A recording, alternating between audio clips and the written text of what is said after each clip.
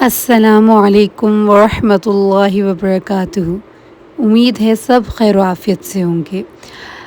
آج میں آپ کو سبق پڑھانے سے پہلے کچھ چیزیں بتانا چاہتی تھی رموز اوقاف قرآن مجید کے بارے میں۔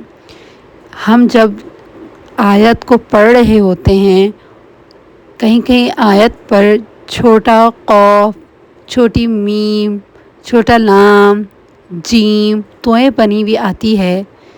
کہیں کہیں جگہوں پر ٹھہرنا واجب ہے اور کہیں کہیں جگہوں پر ٹھہرنا واجب نہیں ہے، اور کہیں کہیں جگہوں پر ٹھہر کر پیچھے سے لفظ ادا کرنا ضروری ہے اور کہیں کہیں ضروری نہیں ہے۔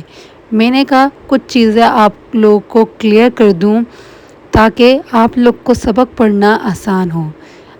میں نے سوچا ان لفظوں کے بارے میں بھی آپ لوگوں کے ساتھ ایک ویڈیو بنا دوں تاکہ جب آپ لوگ سبق پڑھا کریں تو آپ لوگ کو آسانی ہو کہ کہاں پہ رکنا ہے اور کہاں پہ رکنا نہیں ہے اور کہاں پہ ہم رک کر پڑھ سکتے ہیں آیت کو، کیونکہ جب ہم قرآن پاک پڑھ رہے ہوتے ہیں ہر آیت کا کوئی نہ کوئی ترجمہ ہوتا ہے، اور ترجمے کہیں پہ ختم ہو جاتا ہے اور کہیں پہ جاری رہتا ہے۔ تو کہیں پر جاری رہتا ہے تو اس کا مطلب ہم نے اس آیت پہ رکنا نہیں ہے، تو اس کو ملا کر پڑھنا ضروری ہے۔ تو انہی چیزوں کے بارے میں آج تھوڑا سا پڑھتے ہیں، چھوٹی سی ویڈیو، زیادہ بڑی نہیں ہے۔ بیسیکلی رموز اوقاف قرآن مجید کہتے کسے ہیں؟ یہ کچھ چھوٹے لفظ ہیں جو آیت پڑھتے ہوئے اوپر لکھے ہوئے آتے ہیں۔ ہر ایک زبان کے اہل زبان جب گفتگو کرتے ہیں تو کہیں ٹھہر جاتے ہیں، کہیں نہیں ٹھہرتے، کہیں کم ٹھہرتے ہیں، کہیں زیادہ ٹھہرتے ہیں، اور اس ٹھہرنے اور نہ ٹھہرنے کو بات کے صحیح بیان کرنے اور اس کا صحیح مطلب سمجھنے میں دخل ہے۔ مطلب جب ہم کہیں ٹھہرتے ہیں تو اگر ادھر ٹھہرنا ضروری نہیں ہے، واجب نہیں ہے، تو مطلب پچھلی آیت کا کوئی نہ کوئی مطلب ہوتا ہے نا، ترجمہ ہوتا ہے، تو کچھ لوگوں کو سمجھنا مشکل ہو جاتا ہے کہ یہاں پہ ٹھہرنا، یہاں پہ بات ختم ہوئی ہے کہ نہیں ہوئی ہے۔ تو یہی باتیں ہیں جو ضروری سمجھی جاتی ہیں کہ یہاں پہ نہیں ٹھہرنا چاہیے کیونکہ آگے اس کا مطلب جاری ہے۔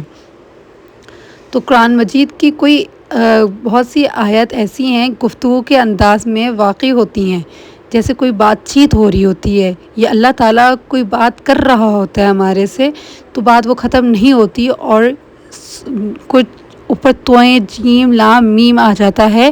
اس کا مطلب یہ نہیں ہے کہ ٹھہر جائیں، اس کا مطلب کبھی کبھی ہوتا ہے کہ ٹھہرنا ضروری نہیں ہے۔ جیسے لام چھوٹا سا بنا ہو، اس کا مطلب ہے نہ ٹھہرے۔ اگر آیت کے بیچ میں لام بنا ہوا ہو، اس کا مطلب لا کا مطلب ہوتا ہے نہیں ٹھہرنا۔ اسی طرح میم، تو، جیم، قاف، ان سب کے بارے میں ہم پڑھتے ہیں۔ میم کی یہ علامت ہے کہ وقف لازم ہے، میم کو وقف لازم کہا گیا ہے۔ ڈیٹیل میں بھی لکھا ہوا ہے، آپ چاہیں تو پڑھ لیں۔ میں امپورٹنٹ بتا رہی ہوں تاکہ جب میرے ساتھ کوئی سبق پڑھے اور یہ علامت ان کو نظر آئے تو ان کو سبق پڑھنا آسان ہو۔ میم کا مطلب ہے وقف لازم، یہاں پہ ٹھہرنا ضروری ہے۔ تو پہ بھی ٹھہرنا ضروری ہے، مگر یہ علامت وہاں ہوتی ہے جہاں پہ مطلب تمام نہیں ہوتا اور بات کہنے والا بھی کچھ اور کہہ رہا ہوتا ہے، مطلب پیچھے ترجمہ جو چلتا آ رہا ہوتا ہے اگلی آیت میں بھی وہی اس کے بارے میں لکھا جا رہا ہوتا ہے، تو یہ بات ادھر سٹاپ نہیں ہوتی۔ تو جہاں پہ ہے اس پر ٹھہرنا چاہیے، لیکن مگر یہ علامت وہاں ہوتی جہاں پہ بات ابھی پوری نہیں ہو رہی ہوتی، ابھی بات جاری رہتی ہے۔ جیم جو ہے وقف جائز کی علامت ہے، یہاں ٹھہرنا بہتر ہے اور نہ ٹھہرنا جائز ہے۔ زے علامت وقف مجوز کی ہے، یہاں نہ ٹھہرنا بہتر ہے، زے میں نہ ٹھہرنا بہتر ہے۔ صوت کی بات کی جائے تو صوت میں نہ، اس میں نہیں رکتے، اس میں بھی نہ ٹھہرنا بہتر ہے، یہاں پر ملا کر پڑھنا چاہیے۔ لیکن اگر کوئی تھک کر، جیسے صوت آتی ہے آیت کے اوپر، تو اگر تھک کر رک جاتا ہے، اس میں کوئی غلط بات نہیں ہے، رک سکتا ہے، اس کے بعد ملا کر پڑھنا ضروری ہے۔ زے کی نسبت زیادہ ترجیح رکھتا ہے، صوت میں ملا کر زے کی نسبت زیادہ ترجیح رکھتا ہے۔ اس کے بعد آ جاتا ہے قوف. قوف میرے اگلے سبق میں بھی آئے گا. اس کے بعد میں اپنا سبق اپلوڈ کروں گی انشاءاللہ تعالی. قوف میں ٹھہرنا ضروری ہوتا ہے. یہاں ٹھہرنا چاہیے. کہیں کہیں جگہوں پہ آتا ہے کہ نہیں ٹھہرنا چاہیے، لیکن ٹھہرنا بہتر ہے. اس کے بعد آ جاتا ہے لام. لا کا مطلب ہے نہیں. لا جس آیت کے اوپر آ جائے اس کا مطلب ہے نہیں ٹھہرنا.